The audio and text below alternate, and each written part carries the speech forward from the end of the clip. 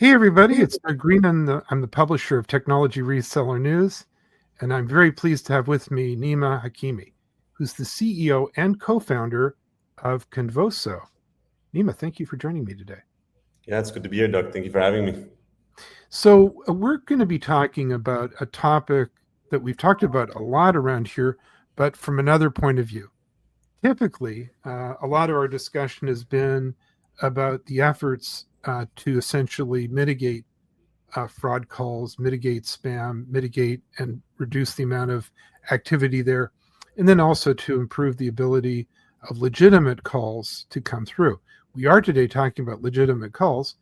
We're talking about what are the efforts to be done when a company has a legitimate need to reach out to new customers and existing customers where they perhaps have already permission and so on. And so that is what Convoso does. We're going to be diving into that topic, but real briefly, Nima, first of all, what is Convoso? Yeah, so Convoso is an outbound dialer platform for revenue teams, sales teams. Essentially, we serve insurance, financial services, or home services where they're generating leads online and they want to get those leads on the phone. So Convoso is the platform that helps them connect those leads on the phone while helping them stay compliant. And you were sort of educating me before we got online. There's cold calls and then there's outreach. So we're not talking about necessarily just someone calling from out of the blue. We're talking about companies that have already made contact with the customer, where the actual call is welcome, and this has become a challenge. Yeah, I mean, look, cold calling is something of the past where you would take a list, put it in there, and just dial away. And certainly that's not what the consumer wants today. I don't think they wanted it before either at the end of the day. Right now, right, you might have a good service that you want to provide, but if there's no intent, it makes everything more difficult. So yeah, we're talking about in today's day and age, you want to, if you're generating leads through a Facebook ad or on Google or something where the consumer has an intent, they're looking for a service or product that you're offering, that is how you would do outbound sales and outbound dialing in today's day and age. That is how you would want to approach it. So to begin with, there's what you called a phone number problem. What is that? Yeah, so I mean, there's a lot of things we call it, right? Caller ID reputation, number reputation management. I mean, there's all kinds of ways, but essentially, phone companies, Verizon, T-Mobile, AT&T, they want to protect the consumer, and rightfully so. They do that by finding a way to identify if the call that's being made is potentially a scam or it could be a spam. And so that's when they show up spam telemarketer. Right now, again, it is the intent behind it is very well and very good. You don't want the consumer to get a call, and you hear stories all the time about somebody, the elderly, they get calls and they get scammed out of something. That is terrible. And so the intent behind it is great. And because bad actors have done that, the flip side of it is you have legitimate businesses that are trying to bring in a customer and generate revenue for their business. So for them, they get tangled up in all of that with the carriers because the carriers don't always know which call is legitimate and which one isn't. They have some analytics and they partner up with analytics companies like Haya, TNS, First Orion that help them to figure that out. But it's not a perfect system. Right. And so what happens is you have a legitimate business who has a lead that the consumer gave consent to be called. Right, they're saying, "Hey, I want to refinance my mortgage," for example. Right. And they're filling out a form, so now they're waiting for a call. Well, if that call comes through and it's a scam, you're not going to pick up the phone, right? Right. And so that is the biggest problem and biggest challenge when you're doing outbound sales. And so you've come along and you were saying to me, you guys basically recognized that there was a gap in the market on account of this. Yeah, I mean, listen, we've been around for 20 years. So to begin with, what the gap was back then to what it is now, we recognized that back then it was just about how do you bring technology into the cloud? How do you make it more affordable for businesses? That's the gap we're filling. Today, it's about, like I mentioned before, having consent is no longer enough. You can have consent, but you need to be responsible with your outreach efforts and how you reach out and how you engage the consumer, right? Like, how many times do you call them when they fill out the form? Do you call them once or do you call them 10 times? Calling them 10 times, as you can imagine, I don't care who you are, you don't know when you're getting a call 10 times in one day, right? So we've helped implement an omni-channel approach around how do you, try to make a call, maybe send a follow-up text message if the person doesn't respond, but don't call them again many times over and over. You can set up a cadence over a period of time that slows down. You might try to call them a total of 10 or 15 times over a 2-week period, 3-week period, and then let it be. And so when you do that, you're not abusing the consumer anymore, right? The phone companies don't look at that as being something that's abusing the consumer, and you're less likely to get flagged. But again, because the systems are not perfect, we still have to help our customers to help them find a way to manage that process around their call ID reputation, the number reputation management. So that's where we introduced Ignite, which essentially helps you to automate the process, because AT&T, Verizon, or T-Mobile, they don't all flag the number the same way. One might show it up as clean, the other one might show it up as spam, right? The other one shows up as telemarketing. They have their reasons why they do it, but for our customers, we need to help them out. So we monitor the health of every number so that they can work through that, either remediating it, right, getting it clean, or our system automates the process of deprioritizing a number that might have been flagged, so that doesn't impact their operation. If they just got a lead of somebody who filled out the form, right, and now that call is being placed, so that it actually connects them with the consumer. Now, Nima, what is the customer experiencing? And I'm imagining, because we've all had this, we get, legitimate needed calls that come in as spam. You also get a lot of legitimate needed calls that come in as mysteries. You just see a phone number and it's from an unfamiliar place. You have no idea really what it is. You probably think it's spam, though. So when you say customer experience, you mean, tell me more what is the customer seeing? What's the customer experiencing? Right. Yeah. I mean, look, it's a variety of things, right? You can either on the phone, if you brand your call ID, which doesn't always work either, but you might see a name of the business appear if the customer on our end does that, and they register their number. So you might see a company's name. But the challenge is that when you, other times it might just show just a phone number, right? Or it shows up as, could get flagged or labeled, right, as scam or telemarketer. Those are the 3 different typical approaches. It just depends. Also, sometimes when you're making a call out, when we work with our carriers that we work through, it's not always a direct peer-to-peer relationship, right, where it connects directly to the consumer. There might be a downstream carrier, and we work with them to ensure they don't strip certain things off of that call. They might make changes on there and in the middle of it and strip the name. That could happen. Or they might flag it for their own algorithms and their own engines that they have. So there's a lot of different reasons of why that call may or may not appear with a name, with a flagged, spam, scam, telemarketer, or just a phone number by itself. Now, meanwhile, what is your customer experiencing? In other words, the customer that they're seeing a decline.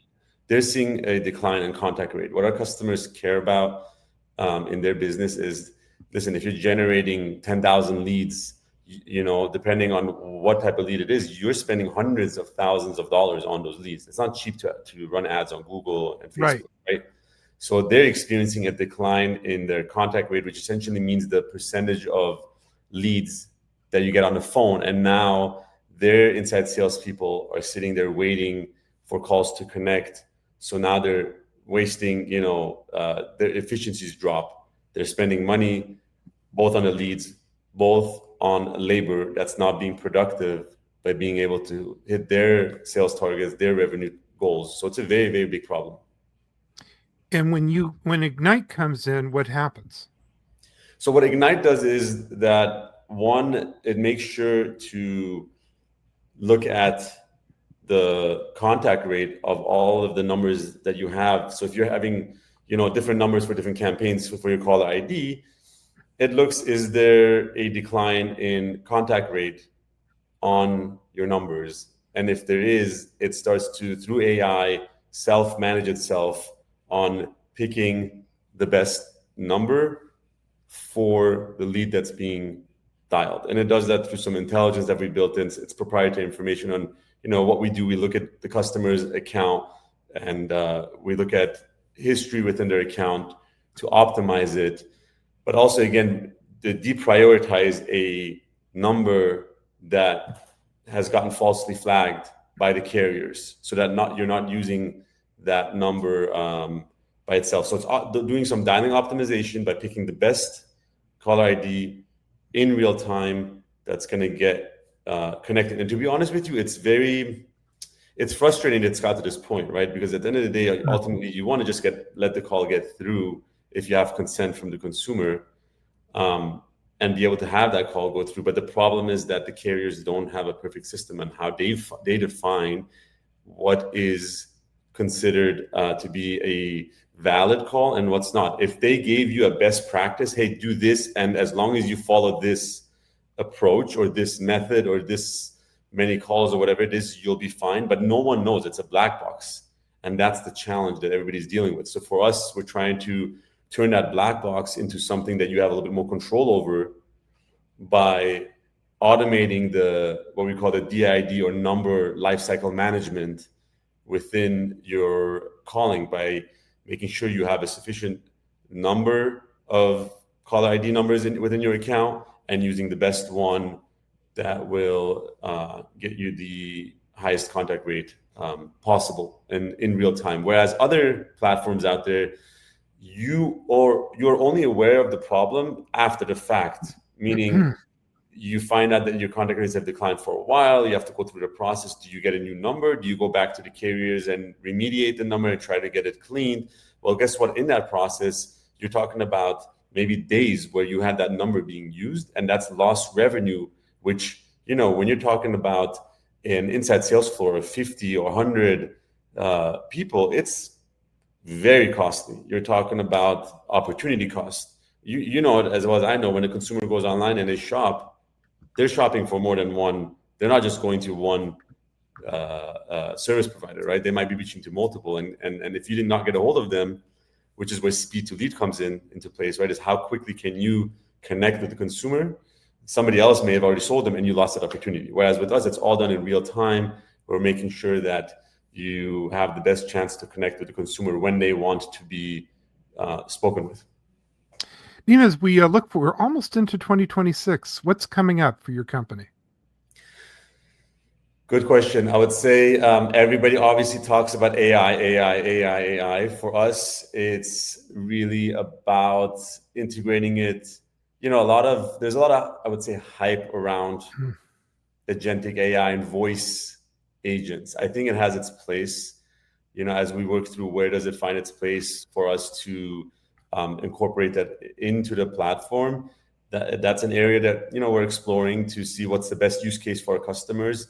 We're looking at how do we make better decisions for our customers with the data that they have, in the sense of looking at your leads and what's converting, what's not. When you're talking about tens of thousands of leads, Doug, and you have a large operation, and over time you build up, your database of customers and leads, it's hard to make real-time decisions around what's best to do. Which leads are the ones that are more likely to convert, which versus which ones aren't. So we're incorporating AI to help you make better decisions that way.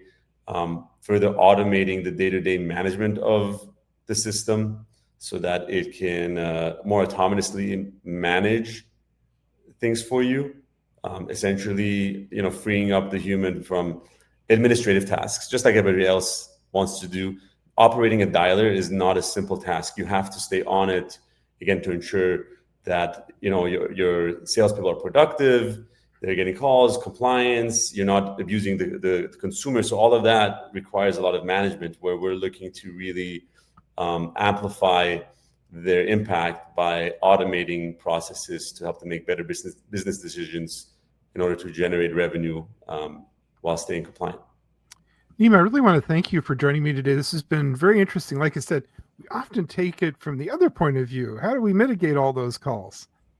And forget that caught up in that net are legitimate outbound calls from companies that really need to connect with their customers.